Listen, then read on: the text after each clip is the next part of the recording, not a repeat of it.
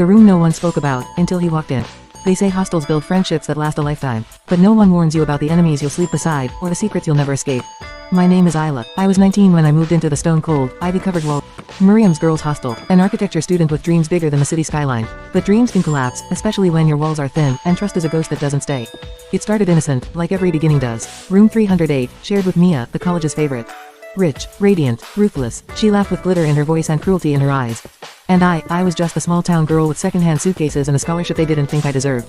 They started small, missing notes, switched off alarms, but soon, it grew bolder. My clothes were shredded and flushed. My canvas, my final year project, was slashed open, drenched in red ink.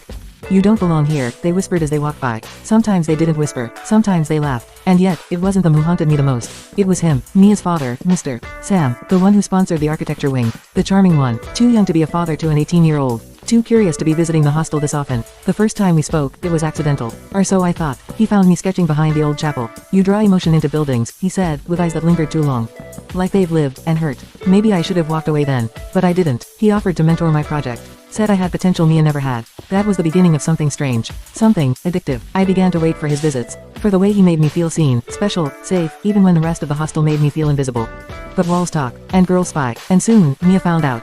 The torment became darker. Rotten food in my locker. Blood red lipstick on my bedsheet. Slut. One night, I woke up choking. Smoke. My sketchbooks burning in the basin. No proof. No witnesses. Just the scent of ash and hatred. But I didn't leave, because I wasn't afraid anymore. I was in love, or I thought I was. Mr. Sam, he gave me a pendant once. Said it belonged to his mother. That no one knew he'd given it away. That I was his secret. The dangerous kind, the thrilling kind, and I believed him, until I found her photo, in his wallet. Not his wife, not Mia's mother, a girl, like me, a girl from the hostel, with the same pendant, dead 5 years ago. I ran, shaking, into the night, straight into Mia's trap. They were waiting, all of them, Mia and her loyal clique. They cornered me in the laundry room, music blaring above, silencing my screams.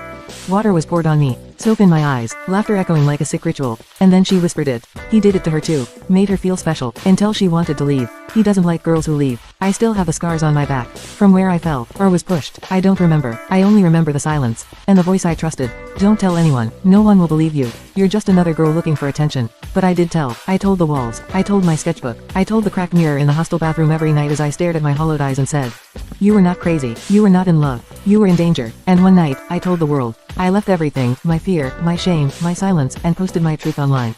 A thread of sketches, photos, voicemails, timelines. I burned every secret into pixels and let them bleed. And it worked. He was arrested, but only after another girl from the junior wing disappeared. Her name was Tanya. Her body was never found. Now, I live far away. But every night, I dream of room 308. I dream of the whispers, the laughter, the smell of smoke.